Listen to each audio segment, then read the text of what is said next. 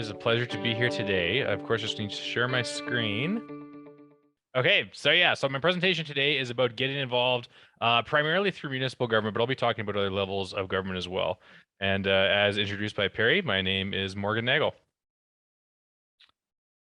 So the goals of this presentation is I want to get people thinking about municipal government. I know it's not something that people think about very regularly. And of course, talking to this group with SFC, I want to be relating it back to natural resources in particular. And really one of my goals is to share my experience for your benefit. I really want to be spending time discussing, who I am and what I've done, but not just to tell my story. I'm really not interested in telling my story, to be honest. I just hope to maybe give some people who have similar interests or similar passion for Canada. I'd like to help them find ways of getting involved. And I'm a little bit into my career now. I know in my earlier years, I found it exceptionally beneficial to hear from people who had jobs that I found were interesting and kind of figure out how they did what they did and, kind of employ those learnings in my own career path. So I gotta say, this presentation is entirely non-partisan. As somebody who is political as a town councillor, I do have some pretty well-defined political views and policy beliefs and ideologies and all that stuff, but I'm really trying to put this presentation together in a manner that does not apply to any political party, any ideology, and really is intended for the benefit of people of all political stripes. So who am I? I'm a 31-year-old Canadian. I've been in Alberta for 20 years, and I've been actively participating in politics and government literally since grade 12. It's something I knew right away. I wanted to get involved before I even got out of high school. That's why I went to university and everything. And I did get an economics degree from the University of Calgary. Straight out of school, I was very fortunate to be able to get elected at the age of 23, serving my hometown in Cochrane as a town councillor. And just following the Alberta municipal elections that happened last month, I've been elected for my third term. But in addition to municipal government, I have actually worked in all areas of politics. Cochrane's a smaller community, so our council is actually only a part-time commitment, and that has allowed me to pursue a number of other offices and opportunities. Cochrane is it's a smaller town or a smaller city, I guess, 34,000 people. We are growing very quickly, in my opinion, and growing too fast. We are one of the quickest growing communities in all of Canada. We are regionally famous for ice cream. What I mean by that is people in Calgary don't seem to know anything about Cochrane except for the fact that they come out here for ice cream every once in a while. It's a bit of a day trip. But there's a lot more to Cochrane than just ice cream, believe it or not. There's a lot to love about this community. That's not the point of this presentation, but I will just highlight that I think the best part about living and being from Cochrane is we are situated very conveniently between Calgary and the Rocky Mountains. And a lot of people who live here, the lifestyle that we enjoy is people are able to drive into the city to kind of a big city career, whether it's downtown, we can go shopping, we can access the Calgary Flames, all the amenities, and then just on our doorstep in the other direction is, of course, Banff National Park, Lake Louise, and Kananaskis. So it allows for a really flexible and balanced lifestyle out here in our community.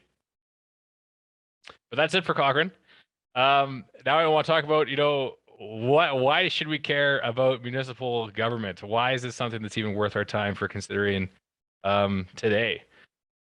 And I really believe municipal governments are completely underrated and underappreciated. Arguably, I would say municipal governments are the most important level of government in your life. I know people, when they think about important government, they think of federal politics or provincial politics because they're big and the budgets are larger.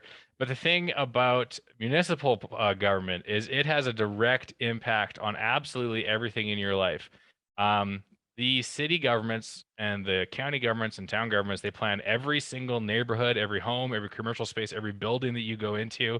They manage the police, the fire department, water, sewage and waste, transit, roads, support local businesses and provide business licensing, libraries and other community educational facilities, rec centers where you go play all your sports or, not private gyms, obviously, but some rec centers do have gyms and pools, all the parks that you go and enjoy on the weekends, the school sites. So while we don't actually manage the education department, we determine where schools are going to be built.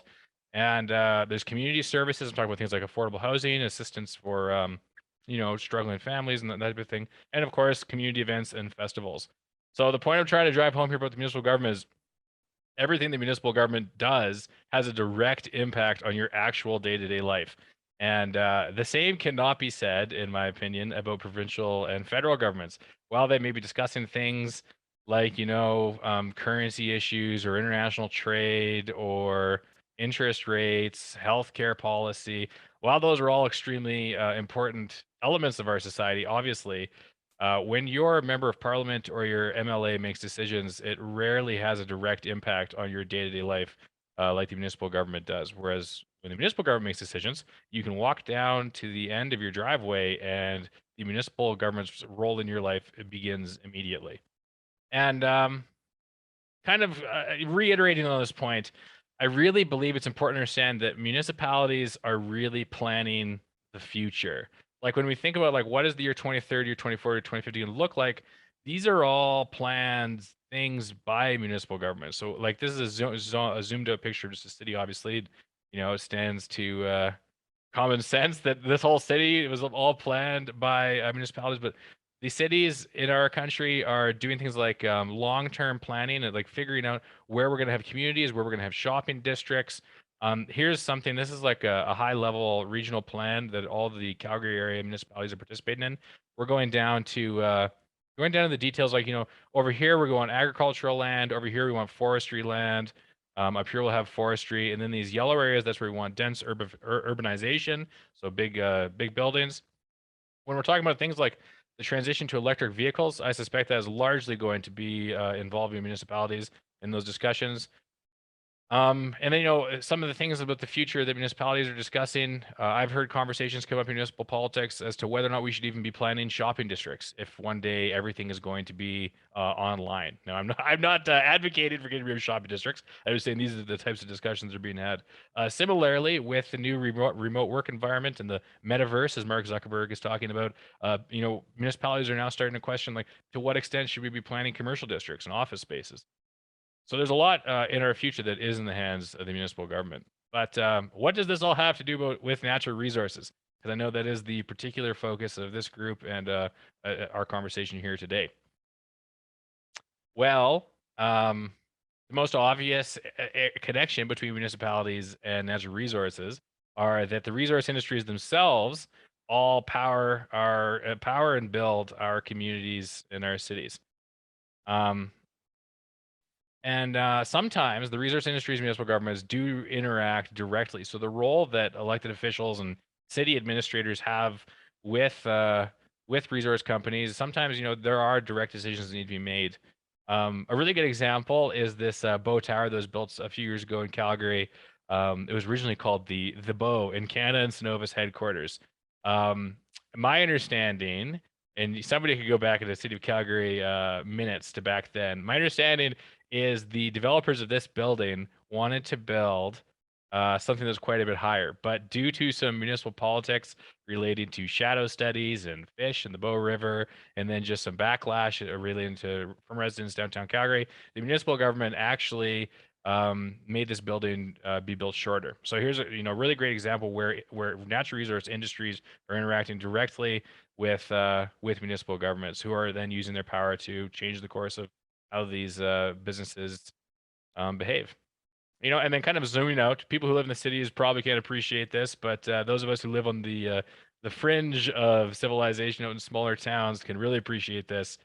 Agriculture and literally every single development come into direct conflict all the time. I would argue that pretty much every single new suburb that is built on the edge of a city is being built on somebody's neighbor's farm. Note, I don't say it's someone's farm because usually the person whose farm is being sold for development doesn't have an issue with it.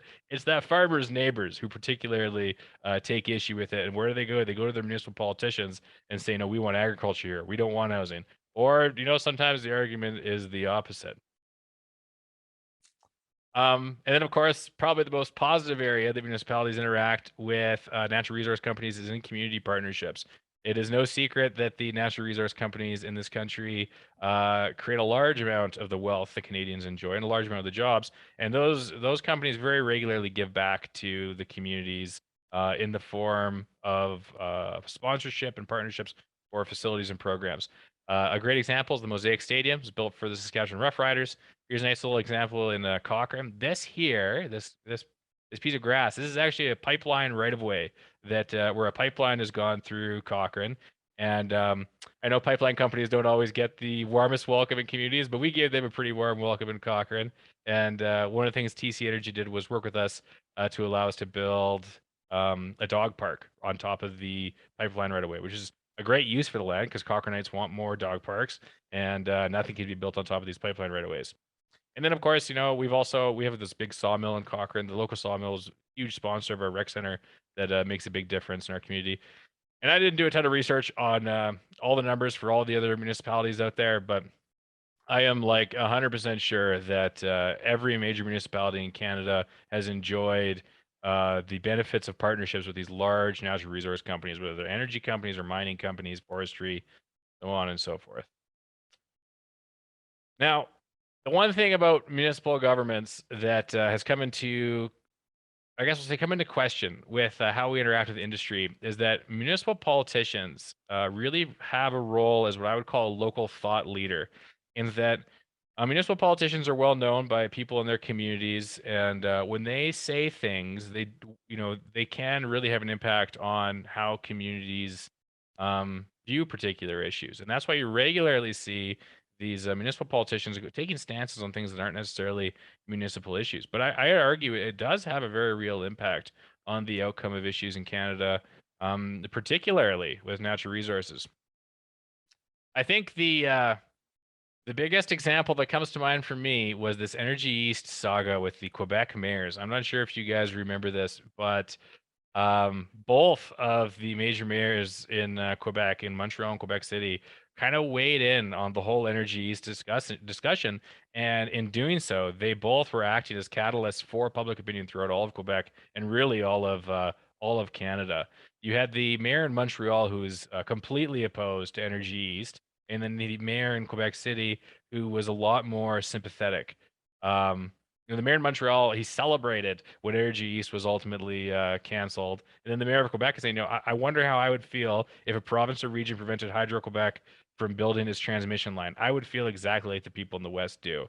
So this is a great example of mayors getting involved um, in the national discussions of our natural resources and how they can impact it, because their words do matter. And this is not an isolated incident.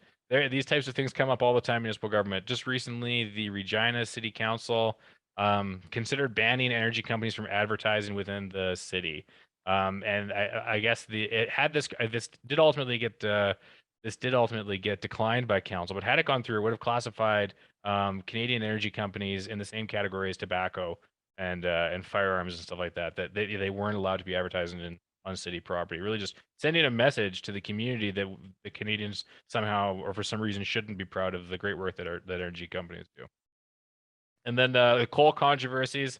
There's a lot of talk about coal going on again with municipalities. Recently, the High Rivers in their small town here in Alberta, the High River municipal government really started this bandwagon of opposing coal projects on the eastern slopes here in Alberta, and they actually reached out to a whole bunch of different municipalities and tried to get a mass signing on for municipalities on this letter. The town of Vulcan is a community who actually said, no, we're not going to get involved in trying to, protesting this major industry. As a Cochrane Town Councillor, this is actually something that came across my desk. I just said that I would like to keep my nose out of this because I'm not a fan of grandstanding against industries. And something I want to mention about coal is not insignificant. It is something that has been, kind of brushed off to the side and it isn't talked about that much, but coal is a pretty serious chunk of Canada's economy, and that it is the largest export in British Columbia. And I think a lot of British Columbians don't know that. But in addition to that, coal is a huge provider of electricity worldwide. And I'm not necessarily endorsing coal power here, but I'm saying that it is a discussion we need to take seriously, because there's a reason people are burning coal, because it does benefit society, even though it does come with a lot of environmental consequences. So it's something that shouldn't, I think, be completely ignored. So I hope I have kind of introduced you why municipal government is interesting, and also why and how it can have a positive impact on natural resources.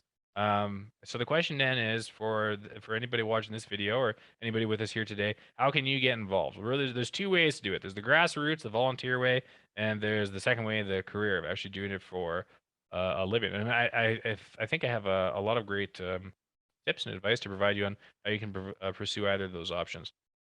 So there are lots of very tangible ways for you or anybody else to get involved in at a grassroots level. It all starts with following the local news. I know lots of people read national news. You know, everybody's following CNN and Fox or CBC, National Post. Not everybody's reading their local news, and I would encourage people to do so. Pick up the local papers, read what's going on in your community, whether it's a big city like Calgary or a smaller town like, say, Cochrane. Reach out to your counselor. Figure out if you have a ward system, figure out who your counselor is. If you have a members at large system in your community, reach out to all the counselors. Ask them if they want to go for a coffee and just get to know them. Like, counselors are in the business of getting to know their community and represent their community. They are interested in meeting with people.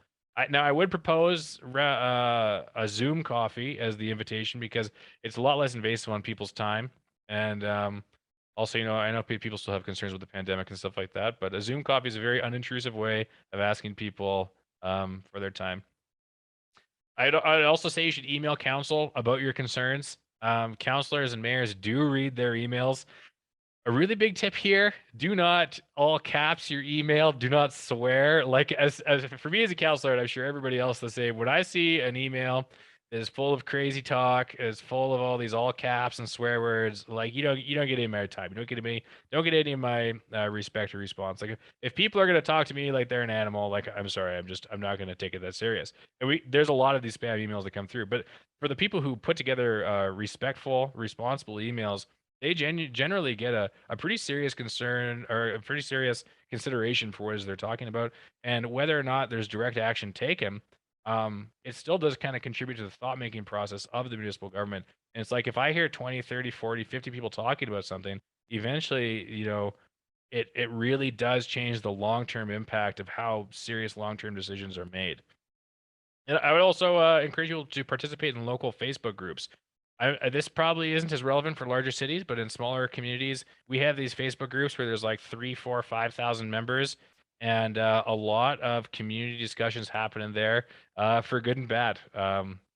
We have this rants and raves page where people, well, they rant and rave, which often means a lot of complaining and screaming about all sorts of things, whether it's how their neighbor's parking, or the temperature outside, or what happened to their French fries, or of course what's going on at the dog park or the municipal town office.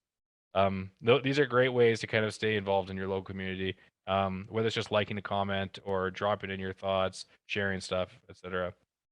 Kind of the more serious ways to participate. I mean, these are all kind of obvious, but the more serious stuff that not a lot of people know about is public hearings, public committees, and community associations. In Cochrane, anyways, and I presume most municipalities, if not all of them, all major decisions that are being made usually go to a public hearing.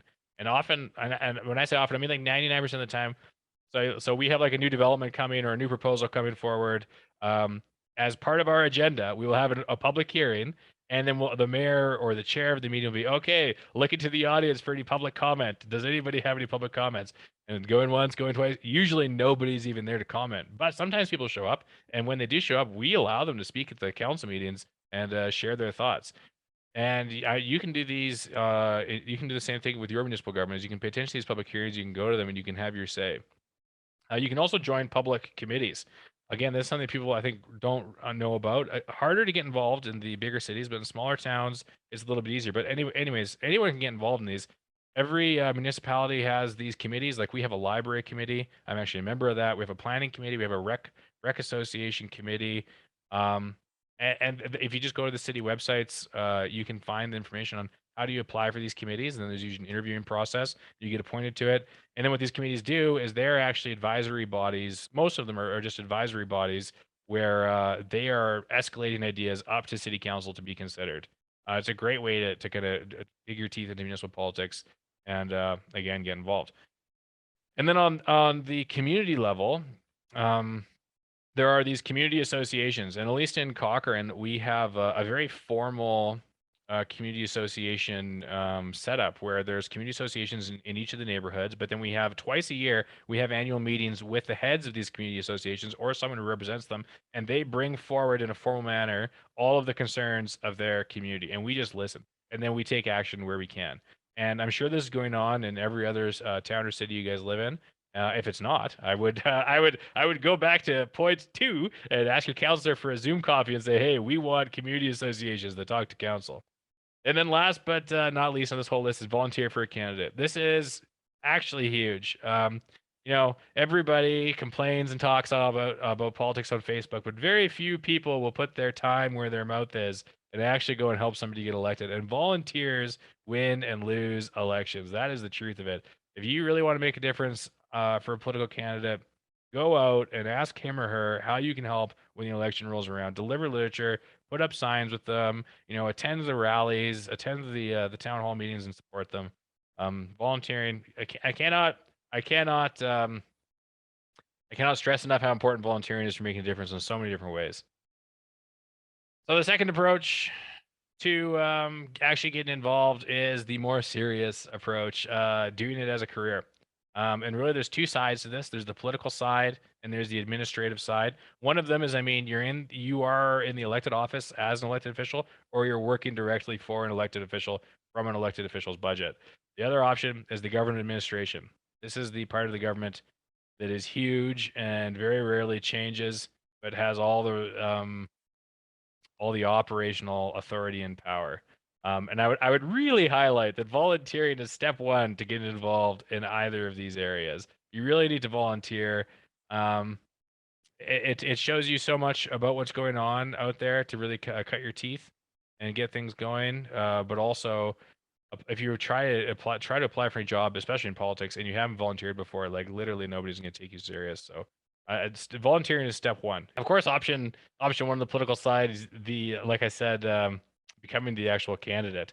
The bottom line here is some people, I think, some people want to be a politician, but they're kind of like, they sit around and wait, and they think, I don't know what they're waiting for, but they think that some millionaire is going to come and maybe tap them on the shoulder and say, hey, I think you should run, or some otherwise powerful person is going to install them in the seat. Like, that doesn't happen. That's not how it works. Like, if you want to be a politician, the only way to get in there is you just run, and you can run from being an absolute nobody and win, as long as your campaign's good enough, as long as your message is good enough, as long as you work hard enough. And kind of the funny thing to mention here is, like, this is what I think society thinks that politicians do. They give these give these big amazing speeches, and that's how you become a politician. That is not the reality of being a politician. This is what the president and prime minister do after like a 30-year career in politics. The reality of what politicians do, whether it's municipal council or an MLA or an MPP, is you knock on doors and you one person at a time. Like, if you want to be a politician, you need to go into it understanding you need to earn thousands or tens of thousands, or if you want to be, like, say, mayor of Toronto, you're talking hundreds of thousands of votes, and you have to think about winning those like one vote at a time, and it is very tedious.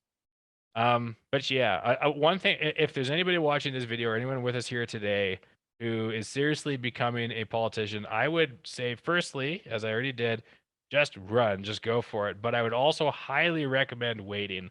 I went straight into council fresh at university. That is a very peculiar career path. It is not the most normal way to do it. I highly, highly recommend doing something else in the private sector so you can actually find a sustainable way to pay bills and have a family and have a normal life. And then maybe once you're like 40 or 50 or even 60, in your 60s, then trying to get into office later. I do not really recommend the straight out university path like I took.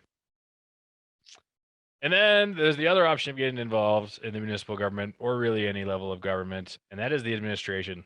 And this is the far less glamorous option. But this is actually the option that I would recommend to anybody who wants to make a difference in their community or in some other level of government, provincial or federal. Ways to do it. I mean, this one's a lot more straightforward. It's like other jobs. Get a relevant education, then try and get into a town or a city if it's municipal government. Often the path I think a lot of people take is they start with a smaller community and they work their way into a bigger city. Some of the cons of the jobs, you have a lot less control. You don't make the ultimate decision. The job's a little bit of a slower pace if you're looking for a high pace environment. But I would go back to this point and mention like the administration actually has way more control than people realize, in that everything the politicians do is just set policies. But when it comes down to coming down to actually doing things, you know, like it's actually administration makes the ultimate decision. Like look at the National Energy Board, for example, or the National Energy Regulator. They have a lot of power over the natural resource industry. And then, the pros of the job, of course, job security, well paid, not overworked, and you can make a long-term impact if you are patient and persistent. You really can make a difference as a government administrator. And I think it is a great career path that a lot of people should explore.